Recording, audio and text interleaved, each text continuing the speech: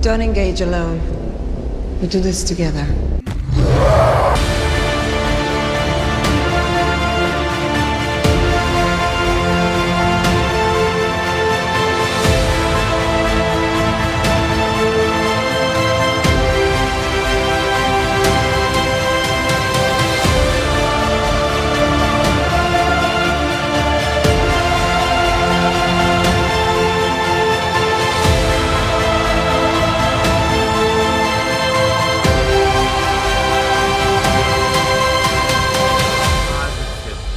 Yeah! Yeah! We got it!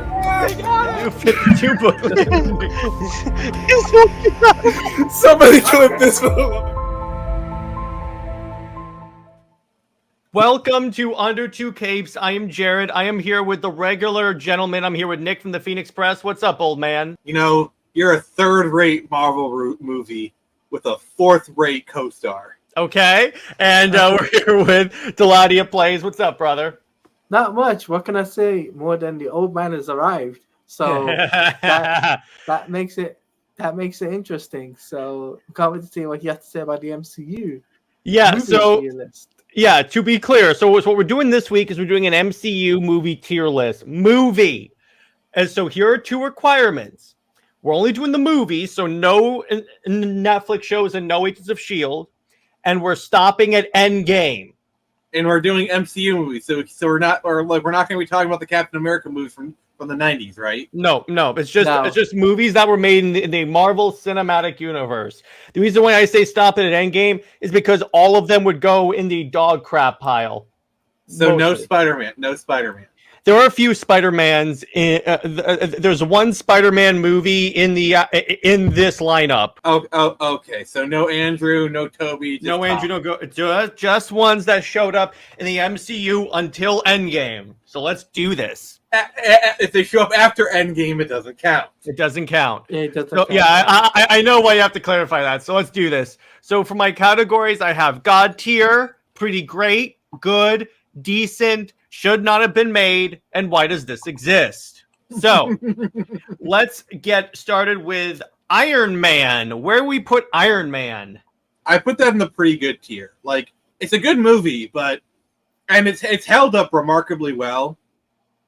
But it's not it's not like the greatest of all time. But it's still pretty good, and it has aged like fine wine. Dude, the VFX in that movie are like For its time. flawless.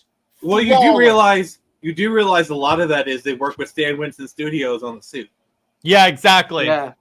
So I agree putting in pretty great because, yeah, the VFX is alone carries this movie, but the story is pretty basic, but it's still good. I so think I'm like, okay, you know what, there. I think it being basic actually kind of helps the movie to a decent degree. Like, it's an origin story.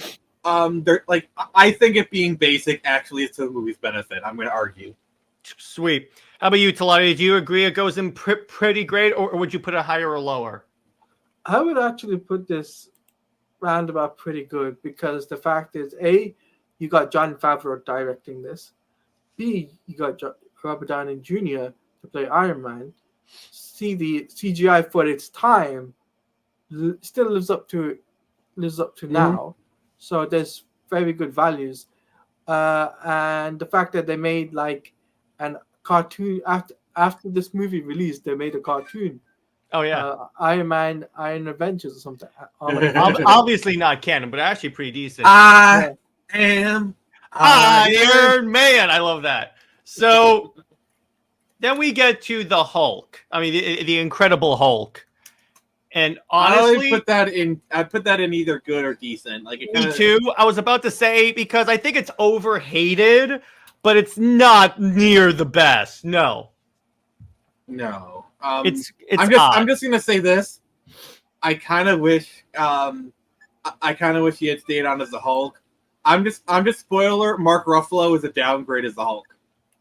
A little bit, yeah, a little bit. I kind of agree with you on that because I don't know. It's Ruffalo always rubbed me a little wrong as the Hulk. So there you go. Like, he has his moments. He has his moments. Oddly enough, I think Avengers is probably the best outing of Ruffalo as the Hulk because we'll get to that when we're talking about the Avengers. But yeah. Taladia, do you agree? Higher or lower, or stay? Stay. In my Okay. opinion. Yeah.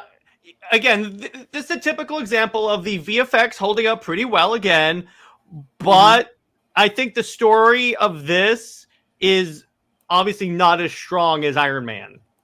Yeah, it's a bit weak. Also, with it, they're trying to make it like a pseudo sequel to the 2003 film. If you look at like the way they're presenting it, it's a bit like a bit of a pseudo sequel. Like it takes place like this is like this is clearly a sequel to a movie that was never made. Mm-hmm. Yeah. Very, very clearly, in my opinion. So then we get to Thor. I think this one's I would put in pretty great. I would put it in the good tier, honestly. Like, there's nothing wrong with the movie. It's just, it's a bit kind of milquetoast by the numbers, but in no way bad. I don't know. How about you, Saladia? Thor 1. For me, it's pretty good. For me. And why? Thor 1. Because it's all about like the origins of Thor. And furthermore, to add to this is the fact that you have like this I can't pronounce it. Norse mythology, right? It isn't like all isn't bad or like how the later movies are. This is kind of near to the comics, with the helmet and yeah. And, I will say. Oh, sorry. Finish what you're saying, Claudia. Then I'll speak. No, I was going to say that it's like the costume is closer to the comics than later on films, which isn't. So I'm going to leave it at that. I will say there are some things I do appreciate about this, like, and this is kind of like more also phase one, where they got like directors who are really good at like their genre. So this movie was directed by Kenneth Branagh, Gilderoy Lockhart for those Potterheads there, who's done a lot of like Shakespeare movies, and so that's why this movie has a bit of a Shakespearean kind of feel to it. But also, this movie also low-key sets up a lot. Like, it's the first appearance of Hawkeye. And then it's just some of the lines are really great. Like, I am the god of Thor, how dare you? And then they just stick him with a needle. Yeah, I love that. Then we have, this one is actually really, really good. Captain America, the First Avenger. I put this one in God tier. God tier. This is so in God tier. I'm just going to say, spoiler, in my opinion, all three belong there, but let's get ahead of ourselves. We'll talk about that later. He definitely has the best trilogy, I think, of the three main characters that got trilogies. But anyway, so, Talani, do you agree Cap is in God tier? Cap is in God tier. Like, I would say for its first film. At least it didn't go with the whole rubber band, shield. It was actually metal this time. Yeah, I like that. Also, yeah, go ahead. This movie did a lot of heavy lifting. It made Captain America a household name. Because, basically, I would say Captain America had a worse slot than Aquaman. Because at least people talked about Aquaman. Nobody talked about Captain America. No one outside of comic book fans. Yeah, like, at least Aquaman was a bit of a household name. And like, whenever Captain America, like, oh, he's just a patriotic superhero. This movie made like people like, oh, that's what he's. Well, here's the thing: they made it a straight up. They made this movie basically just a Saving Private Ryan-esque war movie, except with superpowers. And I really like that they got Joe Johnson to direct this, the Rocketeer. Oh, there you go. And so it definitely has that more idealistic golden age quality. You're late. Sorry, my radio broke. Just like the earnestness of this movie. Also, my favorite moment is when he gets out of it and Agent Carter, she's like, that was actually ad-lib. Oh yeah, she touches him. My favorite is when Red Skull goes, "What's so special about you?" He goes, "Nothing. I'm just a kid from Brooklyn." Love that scene. Oh, speaking of lines, I gotta shout out one from I think it's this one where he gets the Tesseract and he says, and the digs for trinkets in the desert. He's Mhm. directly referencing Indiana Jones. Yeah, I love that. So, right. so if you want to make an argument, Indiana Jones and the King and the first one is an MCU movie. Oh wow, that's interesting. Well, they were owned by Disney at this point, so you know what? That could very well happen. All right, Avengers 1. I put this one in pretty great, honestly. Bro, you skipped Iron Man 2. Oh, okay, Iron Man 2. Sorry, apologies. Iron Man 2. See, this one gets overhated, but I would put this one in decent, honestly. Yeah, I would agree. Yeah, same. Like, It's nowhere near the best of the Iron Man movies. Arguably the best Iron Man movie is the first one, that's it. But it has some stuff where I'm like, I'm not so sure I like this. see, my problem is,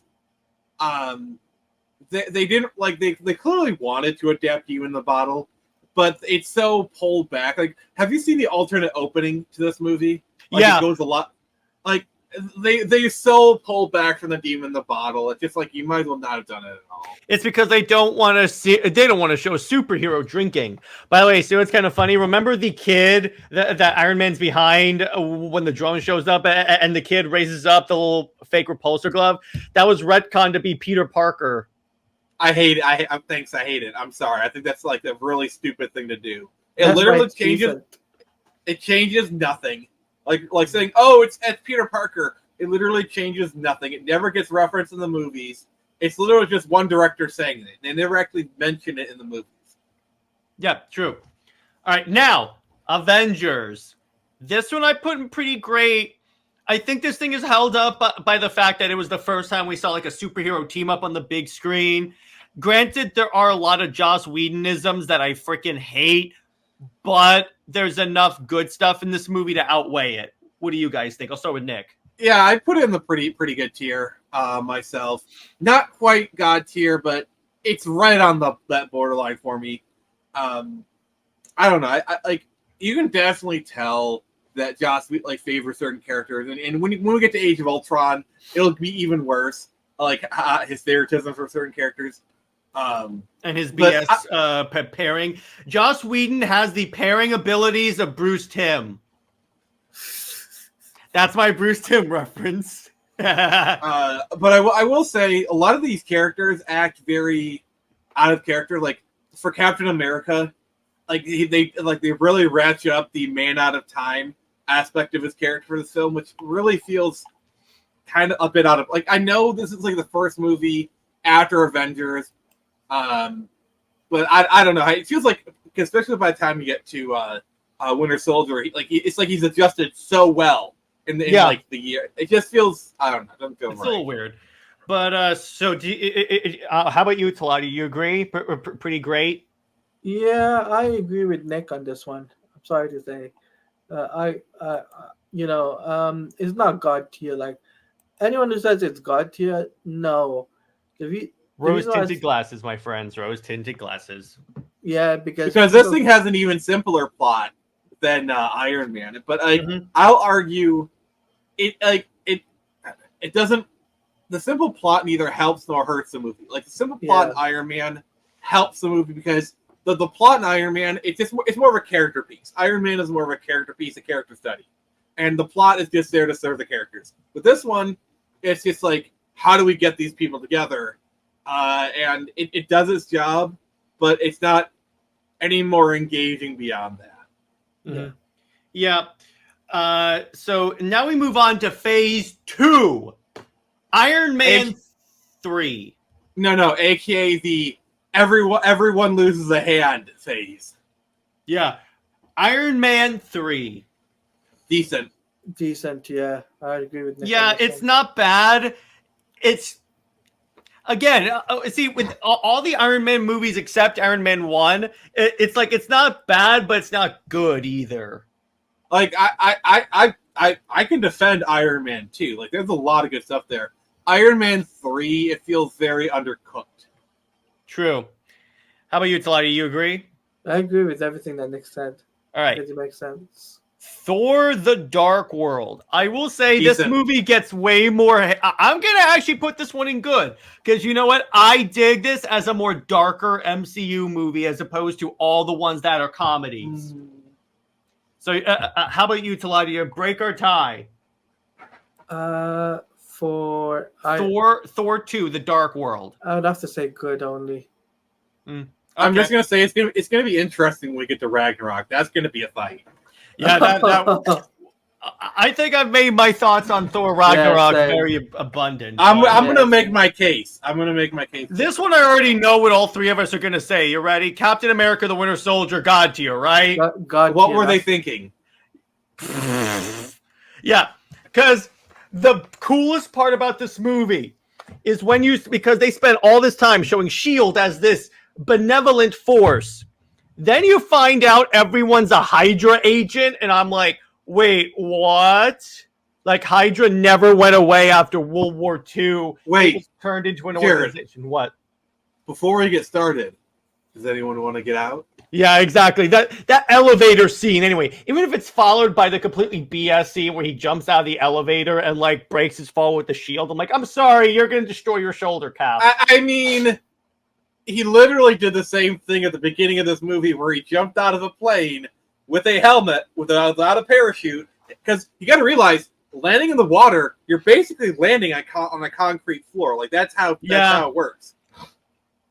However, I really think the thing about this movie that really goes for it is that this was one of the first MCU movies that didn't have like a very simple plot. It had more of a cerebral plot, I would argue, because it's more like freedom versus security, government surveillance, and all that. And I was like, it basically made a Jason Bourne Marvel movie. Also, the film had perfect timing. Because the movie came out like a few months after the Edward Snowden situation happened.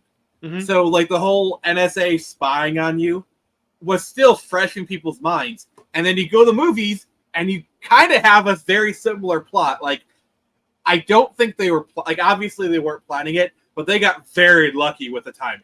Plus, if you notice, they reference Doctor Strange as early as this movie, where he goes, "Who's the algorithm tracking?" And then Sitwell goes, "This guy, Stephen Strange, this guy." Also, like you got to think about it for a moment. This is Stephen Strange before he becomes a sorcerer. He's just a very well-known surgeon. He's that much of a threat as a well-known surgeon that he's on the list. Like you just got to think about that for a moment. Well, because remember, the algorithm predicts based upon like all these factors what's going to happen to you. So it's really cool to see everything like fall into place. Plus, we also again got a little bit of character development for Captain America and Black Widow. And I swear, this was the one time when I was watching this movie, I thought they were going to pair the two of them together, and then Joss Whedon came along and ruined it. I just got to say, I'm actually glad because Natasha and Cap's friendship throughout this entire thing has kind of been the best part of the series. Like when we get to Endgame and you have like that conversation with them, that is really great. Like that can only happen because they've been friends so long. Like I know in the comics, Cap and Natasha get paired up. And by the way, if they had actually paired up Cap... Actually, here's the thing. Yes, they get paired up, but it's not Steve Cap. It's Bucky Cap. But even if they had paired up Cap and Black Widow in this, I wouldn't have had a problem with it.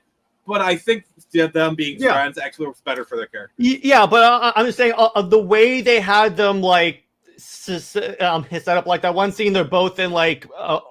muscle tees, they're both sitting on the bed, they're both talking about trusting each other, and I'm like, okay, here we go. And then Joss Whedon decided, let's pair her with the Hulk. By the way, do you know, Jared, save it for when we get to Age of Ultron. Remember, we have a whole... Did you know there's a community of people that ship Batman with Supergirl? What? We're talking about Marvel, Jared. I know. Stay on target. Stay on target. Thank you. I had to. I wanted to bring that up because we're talking about BS ships, and I have to mention Bruce Timm. But anyway, we're not talking about BS ships here. For once in your life, all right. This isn't a shipping conversation. Guardians of the Galaxy 1. It's honestly, It's decent. Like I know there's a lot of Guardians stands, but I just never really connected with the series. It's something like, they're okay, but you know. I'm gonna put in decent. Here's why. Yeah, the movie is pretty basic and decent. I'm like, okay, fine. This was the start of the MCU becoming a comedy fest, and arguably Guardians of the Galaxy is also what killed the DCEU because everyone thought that every superhero movie has to be this laugh fest. I'd argue it started with the Avengers, but it didn't really become a problem till Guardians. Yeah. Avengers started it, but Guardians solidified it because at this point, every superhero movie had to have the dumbest infantile humor like ever. Yeah, because if you look at the movies before Guardians, because like the Phase 2 movies, are like before this are actually like pretty straight laced. Like even Iron Man 3, like it has its quips, but it's not like and not nearly as bad as stuff. But anything after Guardians is almost insufferable. I will say, you know what's my favorite line from the Winter Soldier? That's a joke, but they did it well. When Cap and Steve are going, when Cap and Sam are going to battle, and then Sam asks Cap, "How do we know the good guys from the bad guys?" And Steve goes, "If they're shooting at you, they're the bad guys." Also, Sam Wilson is low key like the best part of this movie. It's like I made breakfast if you guys do that sort of thing. Like just the way he just says it, just without a hit. The Stan Lee cameo in this is great too. When Cap goes, "If you're going to war, you're going to need a uniform." So he takes a suit, and then Stan Lee walks in and he goes, "I am so getting fired." Oh, fun fact! So when he's in the Captain America Museum, the person doing like the voiceover, that's Lieutenant Dan. That's Gary Sinise. Oh, sweet. Oh, well, that actually works because he does a lot with vets. So that's actually really cool. That's really cool. It's Lieutenant Dan. The next Sorry, one. you have to say it like that. Age of Ultron. This is definitely below the first Avengers movie. Let me put it that way. I'd say it's at least decent. I'm like, there are some redeeming factors for this movie. I would say bottom end of decent, but it's still kind of entertaining. Speaking of stupid ships, now I can talk about it. Why did Joss Whedon pull a Bruce Timm and pair up Black Widow with the freaking Incredible Hulk? Beauty and the Beast? No.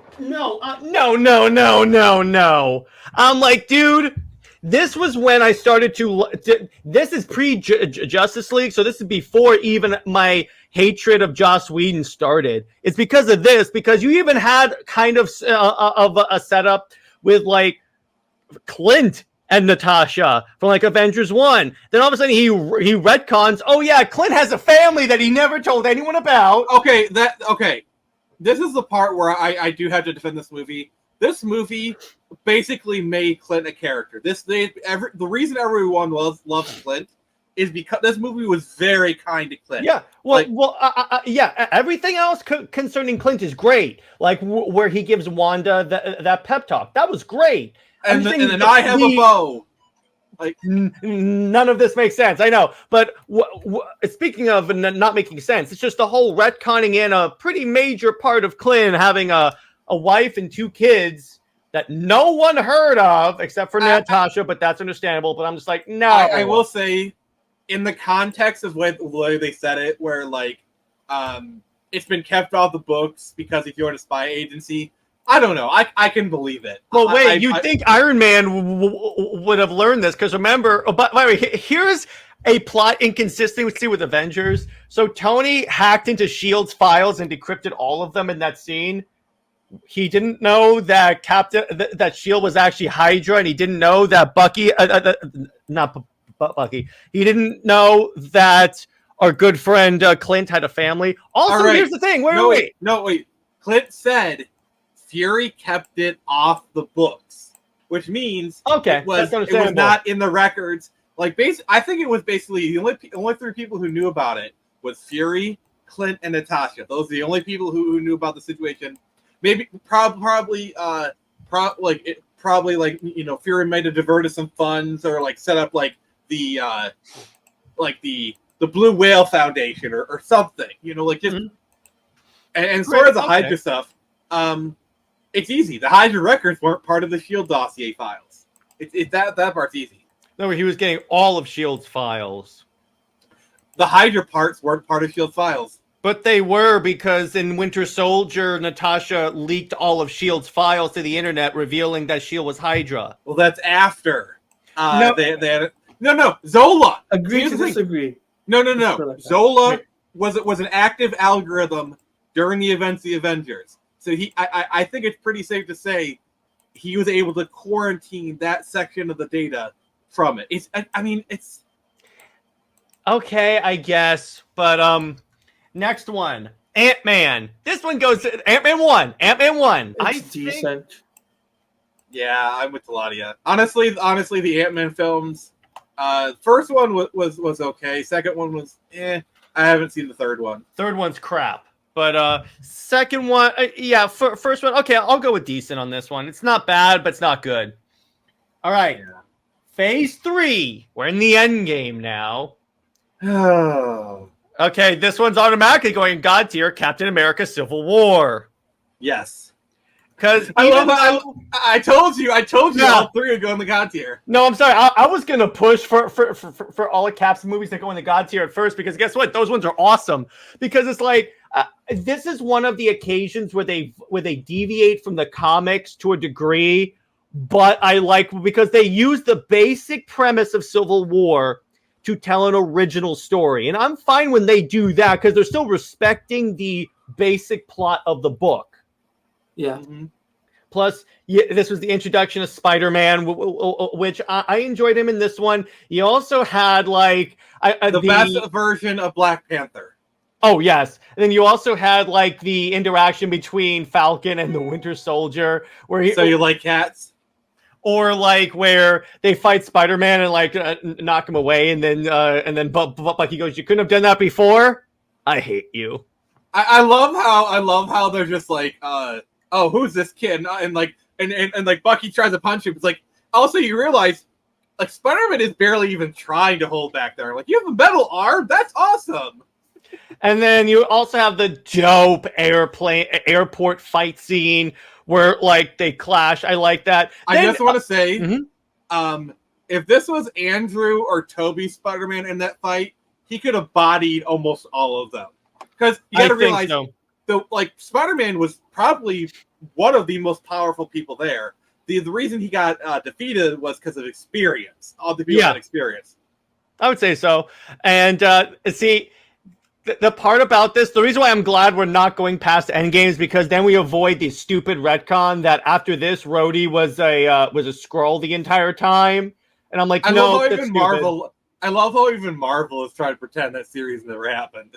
Yeah, you notice that we never hear about anything about like the Skrulls taking over or anything like that. Because here's the thing. That should have been like a layup. Also, it's been 8 movies, and no one has mentioned the giant hand in the upcoming Yes, exactly. It's because when those movies bombed, they're like, okay, ignore them. All right. But anyway, back to this. Then we're gonna go to Doctor Strange 1. I think that's at least good, maybe even pretty good. I think the snark actually kind of works here because it's a bit more of a drier kind of like humor, and I think Benedict Cumberbatch is such a strong actor. He honestly his casting is right up there with RDJ as Iron Man. Benedict Cumberbatch is a perfect Doctor Strange, and this movie has like a great heart to it. You know, the stuff with like his with Rachel Bilson's character, it just plus the visuals in this movie. The visuals alone, I agree with you. It could be in between pretty great and good, but what pushes it over the edge to pretty great is the visuals. Because I'm sorry, this movie looks gorgeous.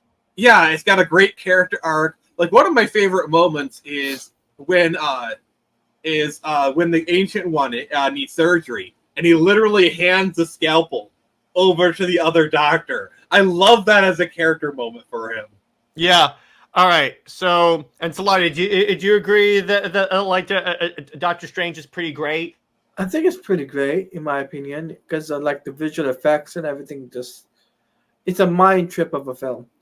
All right. Guardians of the Galaxy Volume 2. Not as good as the first one. Not as good as the first one, no. So I don't know. I gotta say, I kind of like Guardians 2 better because, I'm sorry, Kurt Russell steals the show. I gotta make the argument. Kurt Russell, it was a great addition. I think he is so entertaining, and I don't know. Just when I think it, like, I can barely remember Guardians 1, but like I can remember Guardians 2 pretty well. I'm Mary Poppins, y'all. That too. Boy. Well, also, he may have been your father, but he ain't your daddy. Like that line goes hard. You got to admit. All right, I'll put it in good. How's that? I'll put it in good. Fair. That's a fair It's above part. Let me put it this way. Regardless, it's above part 1. So I think that's good enough. Next up, Spider-Man: Homecoming. I don't get the hate this one gets. I'm gonna put it in good because, in my opinion, the only one of the trilogy worthy of being called a Spider-Man film is No Way Home. But this one, just as a film, is not bad. I will say it does get raised because Vulture is basically a Raimi villain. Like the characterization of like, you know, understandability, relatability, and just Michael Keaton is just so great as a villain. I just realized something. You could retitle this movie. You ready? Batman versus Spider-Man. So it's Marvel's BVS. I mean, they do have a few DC references in it. So you know what? Sorry, Flash, you weren't fast enough. I'm putting that in pretty great for that reason. I'm putting it in pretty great for that reason. And plus, they have a lot of really fun scenes, like where he's trying to go across the golf course, but he can't thwip, so he's just running across the golf course. So I'll give it that. Yeah, it's kind of an Iron Man Jr. movie, but I do like the other stuff that happens. Yeah, I mean, they're very clearly going for like a John Hughes style, and I think they mostly stuck the landing. I do love, like, when he's running through the yards, one of the yards is literally playing Ferris Bueller. It's like, okay, we all know what we're referencing. Let's just make it blatant. I also like where he's interrogating Miles Morales' uncle, and then he goes, "I'm not a girl, I'm a boy." Also, Miles does exist in the MCU. That it does confirm it. Yes, they established that. All right, here's one of our first fights: Thor Ragnarok. Pretty good. I'm not putting that in pretty great. I'm not as an accurate depiction of Thor. That is not pretty good. No, I the thing is, I would say this film, it balances like the comedy and the heart and just all I feel so because like when Odin dies, like that does get you in the feels. Like the way they have like the Nordic music playing and then like the stuff going. I think Valkyrie's storyline is pretty good, but also the way they develop Thor and Loki's relationship, where it's like, brother, you're so predictable, you know, like betraying. I don't know. Like, what about you, Taladia? Either decent or should not be made. I think we should at least compromise and put it in the good category. Decent. I'm putting it in decent. No, good. I think it's good. 2 against 1, Nick. 2 against 1. Decent. Because again, there are some jokes that land, but then there's too many like where he throws a ball against a wall and it comes back and hits him in the face, and I'm like, I'm sorry, no. But it's because of this that we got Love and Stupid Thunder. But you don't like the Hulk coming out of the bath naked, and the implication that Thor sees Hulk's. No, I don't like that at all. It's stupid. But all right, Black Panther. This one grew on me. When I first saw it, I didn't like it, but when I watched on a repeat, I was like, okay, you know what? This isn't that bad. So honestly, decent. To me, I think it goes a little higher than that. Black Panther is a side character in his own movie. With me, I'm gonna put this in good. How about you, Taladia? What do you think? Either pretty good, pretty great, or good, Let him finish, Nick. Depending on how you see see the portrayal of T'Challa, right? Mhm. Because if you think about it, this is the first Black Panther film, right? Yeah. And the fact that you got to see his origins in, like, you kind of got to see a little bit in Civil War, but then it explains the backstory of his family and all of that, if you know what I mean. It does good with world building and all that stuff. So Yeah. I'll put it in good. Next we have this one. I think is going to go in pretty great. Avengers Infinity War. No. Oh, yeah. Okay, fine. Either God pretty tier. great or God God tier. tier. Yeah, God you know tier. what? I'm going to put in God tier because, good Lord, that was like, that's of the 4 Avengers movies, because here's why that is above Endgame. Thanos is the main character of that movie. And you don't necessarily have to watch every Marvel movie to appreciate everything in Infinity War. Plus, Yeah, you get Thor, because I think that this also made up for Bring me Ragnarok. Thanos! Yeah, this made up for Ragnarok's crappy portrayal of Thor. Like, I I'm just am gonna say, inevitable. Infinity War is like the one movie where the MCU is literally firing on every single cylinder they have. Yeah. Like, every other movie has like something, like, honestly, if I were to say like the best MCU movie, I would say Infinity War, because it is like everything great about the MCU. It is like it is a dang near perfect movie. This is, yeah. I agree with you. So then we have Ant-Man and the Wasp, because that's the same continuity. Ant-Man and the Wasp. But I think, I Decent. liked it to I'm gonna put in decent because it wasn't as good. It wasn't as good as the first one, but it also wasn't like anything really significant. Wasn't terrible. It wasn't terrible. Next, we have Nick's favorite movie, Captain Marvel. Bottom. Why does this even exist? Yes, exactly. Why does this even... It exists? No, you know why that exists? I'll give you a reason for it. Because Wonder Woman came out and made a lot of money, so Marvel was like, where's our Wonder Woman? Oh yeah, we don't have the movie rights to any of our famous female characters. I'm sorry, but they, like, honestly. So here's the thing. They should have had the Black Widow movie be like the movie, like the Black Widow movie we got should have been right before Infinity War. Like, that should have been the movie right before Infinity War, because when it's set anyway. Yeah. I think it would have been a perfect setup to Infinity War. Yeah. Go ahead. No, I'm done. But yeah, and the thing about this again is like, no, they could have made this work. They could have made Captain Marvel work if they had not gone with the Kelly Sue DeConnick I Hate Men book and went with the Brian Reed character trying to do better for herself. Because what I've long said, the problem with Captain Marvel, among a myriad of other, is that Captain Marvel starts off God tier and stays God tier, doesn't learn a lesson, and doesn't really encounter any real struggle. Because she could kill everyone in that movie. Yeah. By the way, I know we're not in this part of it, but if Black Widow was part of this tier list, I would put it at good. Yeah, me too, because it's a good spy movie.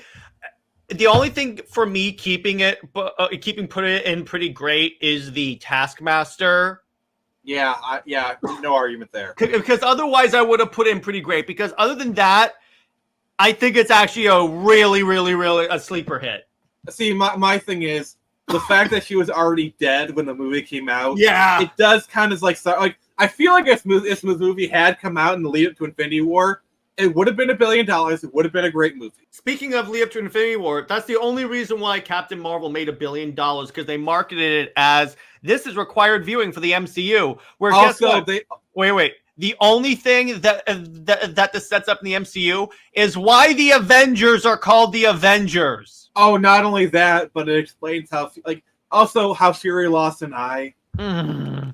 Particularly when, like, in The Winter Soldier, he starts off by saying, the last time I trusted someone, I lost an eye. That was cool, because then you're like, oh, who do you trust? That made him lose an eye. Maybe he got shot in the back of the head. The only redeeming thing about Captain Marvel is the fact that Coulson is here. Like, Yeah. the fact that they bring back Coulson, that makes me happy because I love Coulson as a character, and the fact that he's back in a movie, that like, okay, you get 1 point. Yeah, but yeah, I think it's like really. By the way, yeah. So yeah, this is pretty low barrel. Avengers Endgame. Good. Yeah, I'm gonna put this in good because here's why. The thing that keeps this from getting higher is the amount of homework that you have to go through to appreciate everything in this movie. That's Not why only that, that's why Infinity War is better because you, for the most part, you can just pop in Infinity War and have a good old time. What were you gonna say? Not only that, but the whole time heist plot is kind of stupid. As like hey, remember this? Remember this? I will like Endgame is basically where the whole is not equal to the sum of its parts. Like there are great moments, like when Thor is talking to his. Oh yeah, the whole portal scene is great. That's probably the greatest moment in the MCU. That whole fight. And where you know what's kind of funny? That scene makes Infinity War. It makes Avengers 2 better because the Russo brothers basically said that Cap could always lift Thor's hammer. He just didn't do it in Infinity War because he was trying to be nice to Thor. Yeah, that's the thing. It makes perfect sense because we've had this discussion before. There is no like almost worthy. It's you're worthy or you're not. Yeah. So and also it is perfectly within Cap's character. To where he nudges, he realizes, oh, hey, I could lift it. And he does it to save his friend's feelings. That is perfectly in line with Cap's character. Plus, so. I just love because in the comics, whenever Cap lifts the hammer, he just swings it and stuff. But no, he's calling down lightning. And I love the scene when Thor and him both catch each other's hammers. And he goes, no, give me that. You have the little one. I'm sorry, but like the moment he does Mjolnir, like I love that moment. But the other one is Avengers Assemble. He finally said it. Like just like that whole whole portal scene, and like when he says that because like the music just keeps building. It's like the perfect capstone. Like, oh my god, I'm just I'm sorry. From when they get back from the time heist and on, it is a god tier movie. From that, at the last I would say hour of that movie is fan-freaking-tastic. So, I think there's other really good moments of the time heist, like during the time heist sequence. What are some of your other favorite moments during the time heist? Time heist when they screw up the time heist, and then Ant-Man goes, "You've ruined the time heist." Oh no, that is America's ass. Yeah, the Cap versus Cap fight. Okay, another one of my favorites is he's in the elevator. And it's like, yes! You think we're about to get another thing. It just says, the look on Sitwell's face, like, you know, it was kind of funny. This is a story I forgot to mention. So when the whole Hail Hydra happened in the comics, Chris Evans posted a link. So remember that scene in Avengers 2 where he tears the wood in half? So yeah. Chris Evans posted a GIF of him tearing the comic in half. So that you know that this scene was them saying "F you, Nick Spencer." Yeah, but I love where he's fighting a younger Cap, and Cap goes, "I could do this all day," and the Cap goes, "I know." I love it, and I would say the other. I like how many times Cap swears in this. Is like, "Let's go get this son of a bitch." No. I love how the moment he sees younger Cap, he's like, you gotta be crapping me, you know. Like, and I'm sorry, this is outside the time heist, but I gotta say this: when Iron Man hugs Spider-Man when they come back, I got a little teary-eyed because you saw it was like I failed, but now he's back, and I'm like, oh, that's awesome. Also, we need to address the one thing that really brings this movie down. That moment from the battle scene. Oh yeah, when all the female characters happen to be within the same area, she's got help, and I'm like, Captain Marvel could plow through literally everything here. And she does. She literally does. Most of them just stand there, and it's basically Captain Marvel who, like, Valkyrie kind of helps, but it's just Captain Marvel. Like, Nick, literally, how did Captain Marvel show up in this battle? She plowed through Thanos' ship. I'm pretty sure she's fine. I gotta say, that moment's actually pretty cool. No, that movie's great. That moment is fantastic. I love how it's like, something just entered the like. Why are the guns like something just entered the other atmosphere? Like I'm trying to do Friday's got his accent. And then she plows through the ship. Like that is a cool moment. I'm sorry. Even Rocket's like, oh hell yeah, and yeah, I see. I like that. It's just the part after that kind of undermines it, and I'm like, but she could fly through literally everything. I will say my other funny, cool part for Captain Marvel is when Thanos headbutts her and it doesn't do anything, and he's like, oh no. And I love how they were trying to make us believe in the run into this that Captain Marvel is the strongest Avenger who's gonna solo Thanos, and then he literally just punches her away. I mean, the only one who gets close is Scarlet Witch, which. Fair enough. Yeah, you've taken everything from me. I don't even know who you are. If you look at it, she was like a few seconds away from tearing him apart. Yeah, until he said rain, fire. The one part that I really dislike about this movie that I think brings it down from being pretty great, in addition to all the other stuff we just mentioned, is Thor up until the time heist, up until he talks to his mom, because they treat him like a fat stereotype. It's very disrespectful. As a person who has mental health issues myself, I find the treatment of him to be exceedingly disgusting. Yeah, it was. I was like, that's uncalled for. Like when Thor's having a panic attack and Rocket slaps him. Oh, it's just like the way, like, he's clearly had trauma, dude. Like, seriously, treat him better. And then they follow it up with actually a pretty good scene where he realizes he's still worthy, and he's like, I got my mojo back. I gotta say, I do actually find that scene very empowering. As a person who struggles with mental health issues, depression, bipolar, autism, you know, like, that whole scene, I sometimes watch that scene when I want to feel better. You know, like everyone fails at who they're supposed to be, or you know, like he gives him some tough love, but it's laced with care. And like, I love how it's like, and Rocket's like, he's just give it a moment. Yeah. And just like when he gets the hammer and like his face, I'm still worthy. Like, I'm sorry, that moment means a lot to me. I also love the moment when they're watching Thanos just sitting there, and then Thor's out and he goes, "Let's kill him properly this time." Oh, I'm like, yes! Also, like, just as long as we're in this together, and then all of a sudden you hear like the thunder. Like, hats off to the sound. Thor's back. Yeah, and here's the thing: Thor's like dual wielding his hammers, and I swear, you know, it's kind of funny for the Cap wielding the hammer scene when it hits Thanos. I thought that Thor was just holding his hand out, and I was like, okay, he's gonna calm you all. But when it goes back to Cap in the theater, I screamed, "Oh hell yes!" Like, also, like, I know the shield basically got torn in half, but it actually withstood a couple of hits. Like, that thing held up pretty well. Also, I love where it's, like, just Cap versus, and he just, like, tightens the shield. Like, here we go. Hot toys.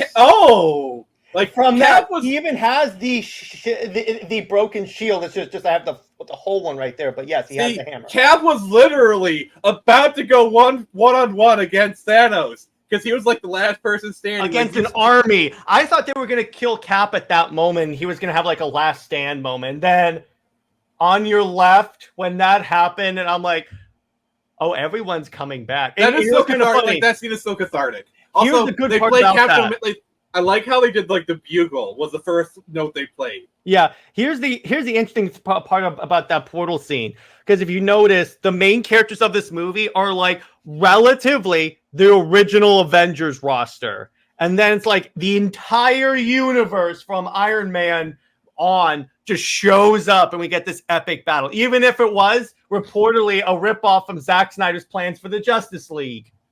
I mean, Marvel loves to rip off DC. I mean, the only reason they do it all the time. Look at the reason we got Supreme, which I do love for a movie. The only reason we got Eternals is because DC announced a New Gods movie, and so in response, they did Eternals. I love when Chloe Zhao was trying to promote Eternals. She goes, "Oh yeah, it's like Zack Snyder's Justice League." And when you see the movie, I'm like, it's not bad. Honestly, if Eternals were on this list, I would put in like decent, because it's not horrible at all. But it's like way too long. Problem with Eternals is, like, I'm sorry, they would have interceded with Thanos. Like, he is such a world-destroying threat. They would have intervened. Also, guess what? Thanos is a deviant, so they literally had no reason not to intervene. Yeah, like also, I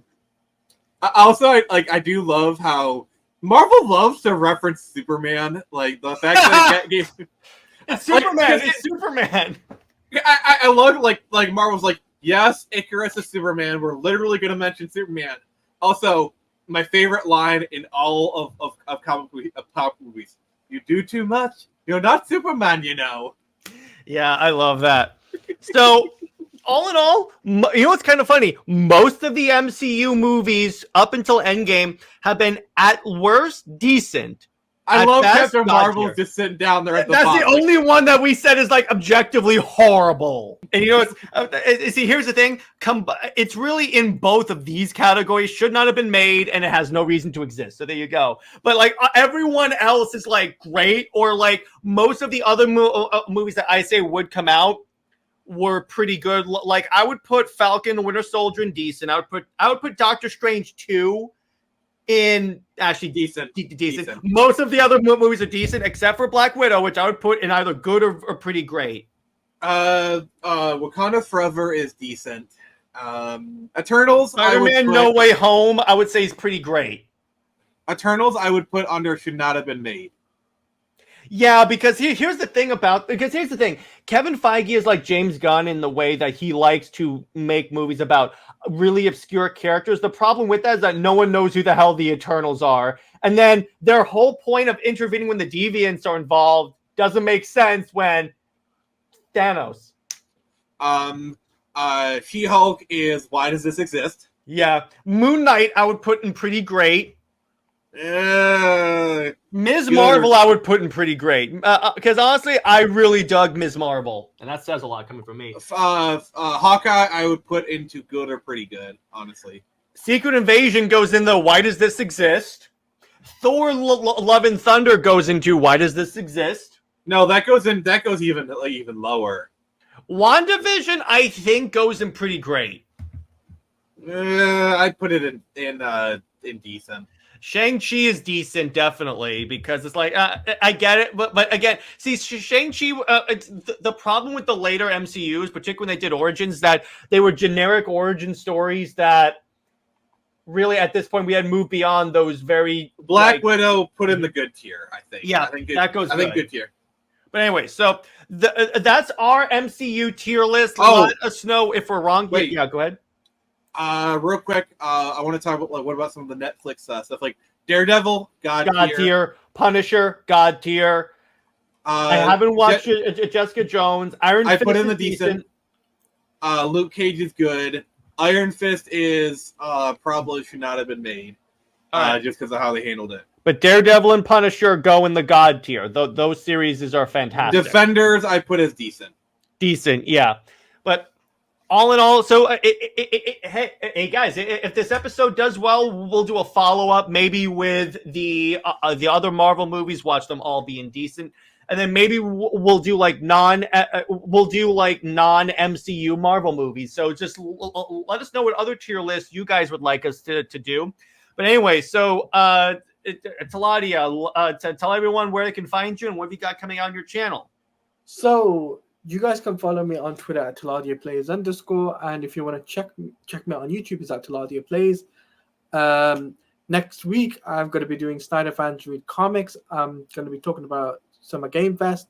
I'm going to do a video about that because I'm going to talk about Arkham Shadow, and I will be doing watch along for Lego Batman the movie on Friday. So not this Friday, next Friday. So the 10th of May. So stay tuned for that. Yay, Nick, how about you? All right. Well, tomorrow I will be at Plan 9 Comics doing a book signing for free comic book weekend. Then later that night, I'll be doing Friday Night Frenzy. We'll be talking about our favorite video game vixens. And then Saturday, I will for May the 4th, I will be playing Star Wars Force Unleashed. So that's gonna be pretty sweet.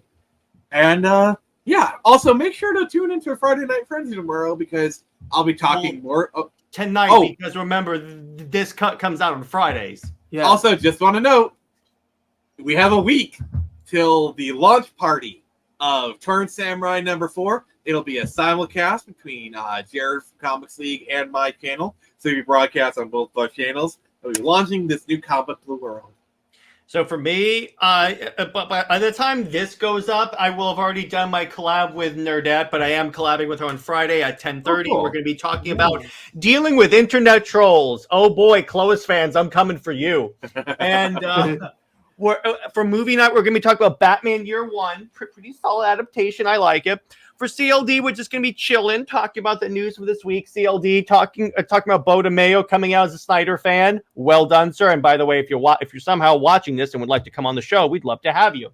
And Super Wonder Legacy, Britt and I are going to be talking about how Superman and Wonder Woman were portrayed in the Snyderverse and how we could have possibly changed some of the plot lines to make it more Super Wonder instead of Chloe, because it would have sold even more than it already did, which says a lot because the Snyderverse sold a lot. And in terms of my commentary, my Why Rebirth Fail is doing pretty well. So I'm thinking about other topics that I would want to do. So in the meantime, be on the lookout for that. Stay heroic, everyone. We'll see you in the next one. Remember, Lois Lane is Lois Lane. She belongs with General Zod, Zoas, and Max About for Life. See you later.